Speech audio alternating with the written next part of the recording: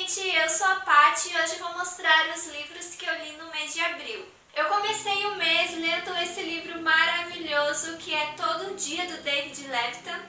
O livro conta a história do A, que é uma pessoa sem corpo, como se fosse só a alma dela, que vive no corpo de uma pessoa diferente em cada dia.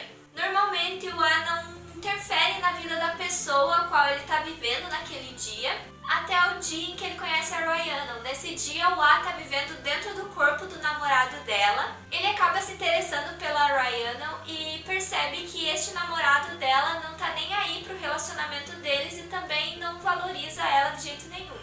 Então meio que ele acaba dando um dia especial para Rhiannon, fazendo coisas que o namorado dela normalmente não faz. Mas no outro dia, quando ele acorda no corpo de outra pessoa, ele ainda fica pensando muito na Rhiannon e então decide ir atrás dela.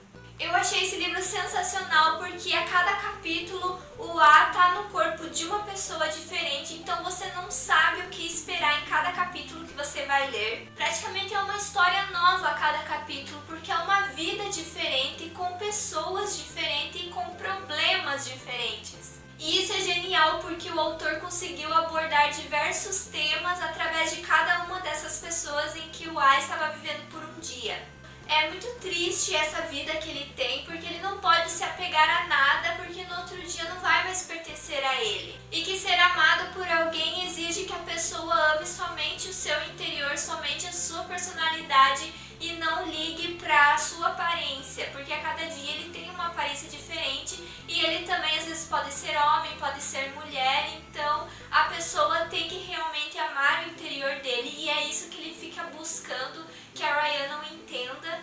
E isso é uma situação muito complicada que acaba ensinando muita coisa para nós que estamos lendo o livro, então esse livro realmente é maravilhoso, eu gostei bastante dele. Depois eu li A Sorte do Agora, do Matthew Quick. O livro conta a história do Bartolomeu, um cara de 40 anos que sempre viveu com a mãe dele, até que um dia ela morre e ele tem que descobrir como seguir em frente, o que fazer da vida dele agora, pois ele sempre ficou dependente da mãe dele.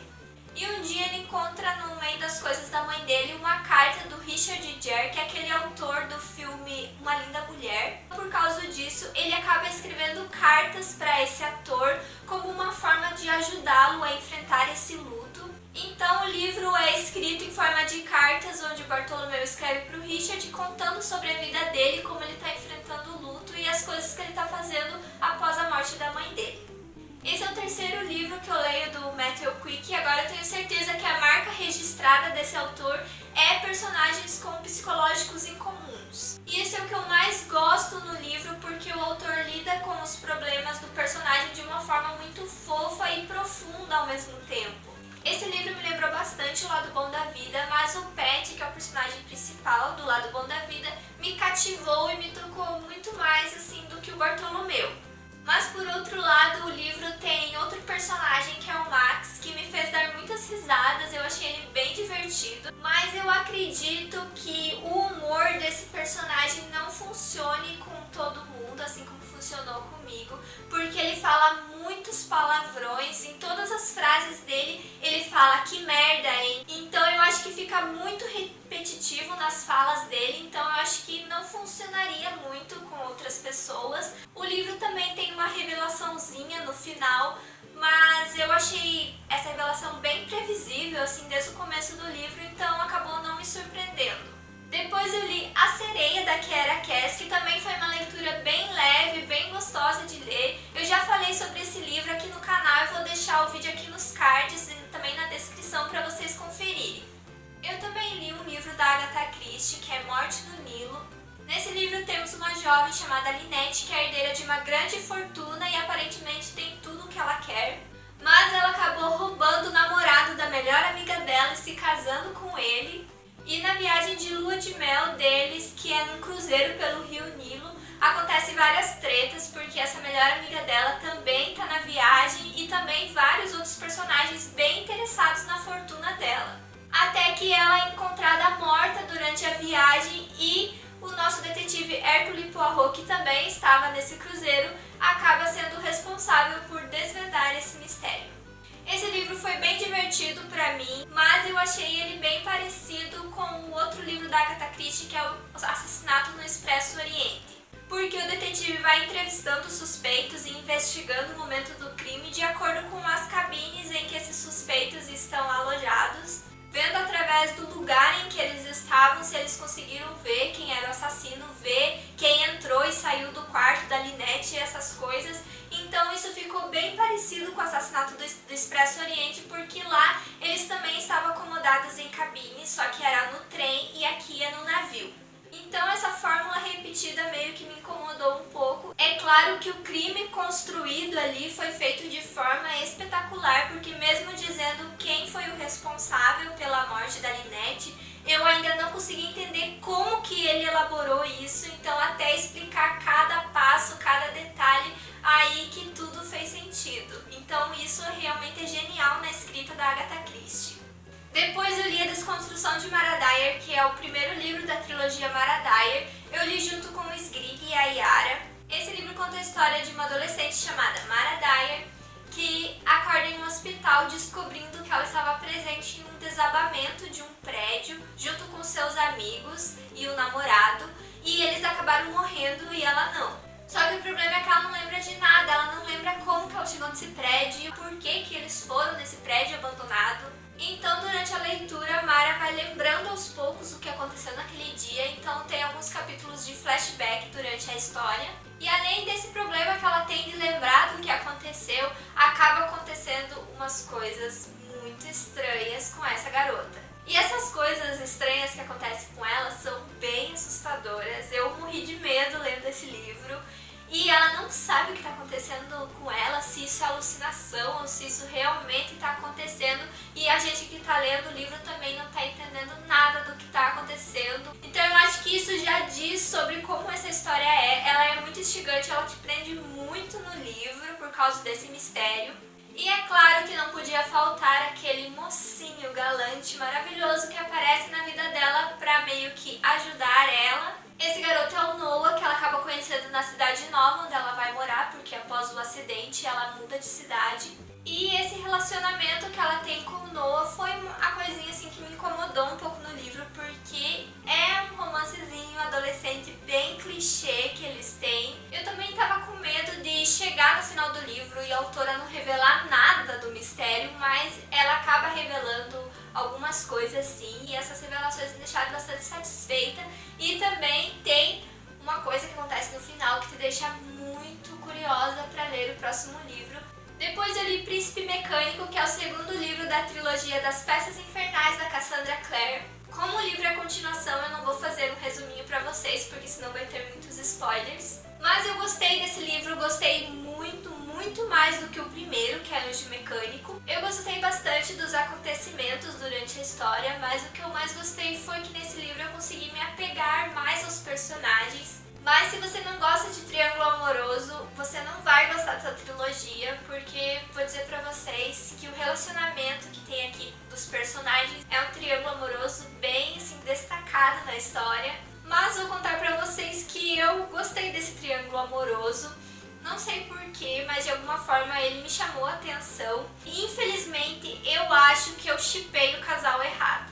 E eu já estou sofrendo antecipadamente por isso, porque eu acho que eu estou prevendo o que vai acontecer no final dessa trilogia. Os dois personagens, eles não se odeiam, eles têm um amor fraternal, eles são para a batalha, então eu achei isso muito interessante no livro. Esse mês eu também li Simon vs Agenda Homo Sapiens, da Becky Albertalli. Eu já fiz um vídeo sobre ele aqui no canal. Se você ainda não viu, vou deixar aqui nos cards e também na descrição para vocês verem o quanto eu gostei desse livro. Ele é um livro muito fofinho, muito rapidinho de ler e eu recomendo muito. Depois, para concluir o desafio do calendário do Victor Martins, que é ler um livro de um autor nacional, eu li O Sorriso da Hiena, do Gustavo Ávila. Nesse livro temos um serial killer que resolve reproduzir algo que aconteceu com ele quando ele tinha 8 anos. Os pais dele foram assassinados de forma cruel e o assassino fez com que ele assistisse à morte dos pais. Então, 24 anos depois, ele resolve fazer isso que aconteceu com ele com outras famílias.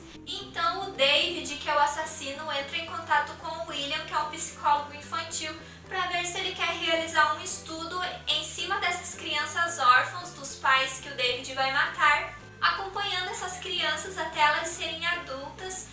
ver se o trauma que elas passaram influencia de alguma forma a maldade na vida delas. O que eu mais achei interessante na história é que o David falou pro William que não importava se ele aceitasse ou não a proposta, ele ia assassinar essas pessoas, ia fazer isso do mesmo jeito, mas o William tinha a oportunidade de transformar uma coisa ruim em uma coisa boa, porque o estudo dele ia ajudar de alguma forma a entender a maldade humana. E isso é algo muito interessante no livro, porque você se coloca no lugar do William pensando se fosse com você, você aceitaria a proposta ou não, o que você faria se fosse ele. Então esse livro tem uma história bem interessante, bem diferente, e o livro também te prende muito na história. Eu acho que o autor devia ter se aprofundado mais nessa pesquisa, dado para nós leitores mais detalhes sobre como o psicólogo desenvolveu o estudo dele. E eu acho que o autor não se aprofundou muito nisso, porque só tem algumas anotações que o William fez, e isso enquanto os crimes estavam acontecendo, porque depois que os assassinatos pararam, a narrativa pulou 10 anos à frente, então nós leitores ficamos sem saber dos detalhes dessa pesquisa, o que o William fez durante todos esses anos. A gente ficou apenas sabendo mais da conclusão do estudo, então eu senti falta disso. Eu estava esperando mais detalhes e não teve muito disso, e foi a única coisa que me decepcionou no livro. E depois, gente, começou a ver da tona, eu cumpri toda a minha TBR, cumpri todos os desafios, e eu comecei lendo Lago das Sanguessugas, que é o terceiro livro do Desventuras em Série do Lemony Snicket.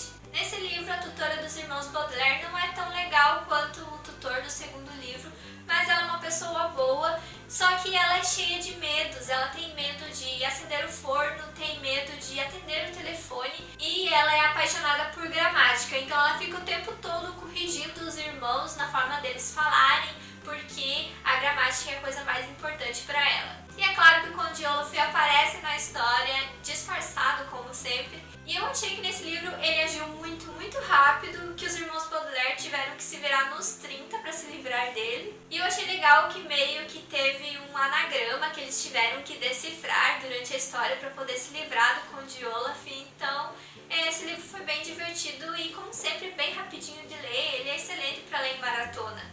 Eu também decidi terminar durante a maratona o livro A Tormenta de Espadas, do George R. R. Martin, que no mês passado eu tinha lido a metade, então eu li a outra metade esse mês. E quando começou a Vedatona, estava faltando só umas 200 e poucas páginas para eu terminar ele. Eu também falei sobre esse livro aqui no canal, tem 2 vídeos sobre ele, eu vou deixar aqui nos cards e também na descrição para vocês conferirem. Durante a Vedatona eu também consegui terminar a série da Mediadora, da Meg Cabot, lendo o livro Assombrado e Crepúsculo. E eu gostei muito dessa série, gente, é muito divertida, o desfecho é perfeito. E nesses 2 livros a Susana descobre mais coisas sobre ser mediadora, ela acaba descobrindo habilidades novas.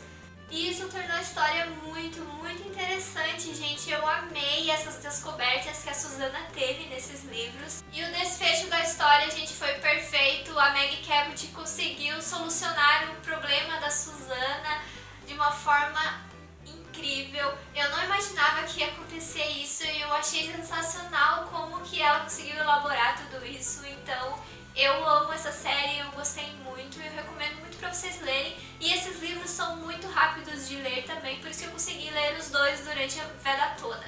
Eu também li esse mês Cinder, da Marissa Meyer. Eu li junto com a Dessa e a Rebeca.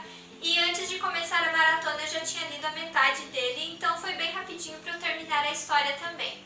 Esse livro mostra um mundo distópico com elementos de ficção científica, porque é como se passasse no nosso futuro. E a personagem principal é a Cinder, que é como se fosse a gata borralheira da história da Cinderela. Só que ela é um ciborgue, então apesar de ser um reconto da história da Cinderela, tem vários elementos que diferenciam essas histórias. Os personagens desse livro também são muito cativantes. E o melhor de tudo é a vilã da história. A vilã é incrível, ela é muito poderosa, ela é a Rainha Lunar e os Lunares meio que têm o poder de controlar a mente das outras pessoas. Então ela acaba sendo um pouco assustadora, bem intimidadora durante a história. E eu acabei me interessando muito sobre esses lunares, sobre esses poderes que eles têm. A única coisa que me irritou um pouco é que tem um mistériozinho no livro que é bem fácil de sim, no começo da história. Só que a personagem principal demora muito tempo para se tocar disso. Mas tirando isso, eu amei o livro. Então, se você é fascinado e apaixonado por contos de fadas, esse livro é perfeito. E se você também não curte muito, dê uma chance ao livro, porque apesar de ele ser baseado em contos de fadas, ele é muito além disso, ele tem muitas coisas diferentes. E por fim, eu li A Mais Pura Verdade. O livro conta a história do Mark, um menino doente, que a princípio a gente não sabe muito sobre ele, a gente vai descobrindo no decorrer da história, que vai contando aos poucos sobre a vida dele. E ele tá cansado de ser essa pessoa que vive doente e decide ir embora de casa com uma mochila e o seu cachorro Bill. E ele tem um destino certo para ir. O sonho dele é escalar uma montanha, então ele faz essa viagem até essa montanha para conseguir realizar esse sonho. Eu gostei muito desse livro porque ele é um livro de aventura, é um livro que ensina muitas coisas para quem tá lendo e também tem um cachorrinho super fofinho. Mas também isso me deixou bem aflita porque durante a história eu ficava pensando que algo podia acontecer com esse cachorro e eu acho que eu me senti mais triste do que se acontecesse alguma coisa com o Mark. Ele é bem rapidinho de ler e é uma história muito fofa e profunda ao mesmo tempo. Então esses foram os livros que eu li no mês de abril. Acho que batemos um recorde e eu acho que esse vídeo vai ficar muito comprido, desculpa gente. Então não se esqueçam de clicar em gostei, que me ajuda bastante, e comenta aqui embaixo sobre algum desses livros, se você já leu, se você participou da Gradatona, conta aqui embaixo quais os livros que você conseguiu ler. E se inscreva no canal se você é novo por aqui. Esse mês teve bastante gente nova aqui no canal, então sejam bem-vindos e até o próximo vídeo. Tchau!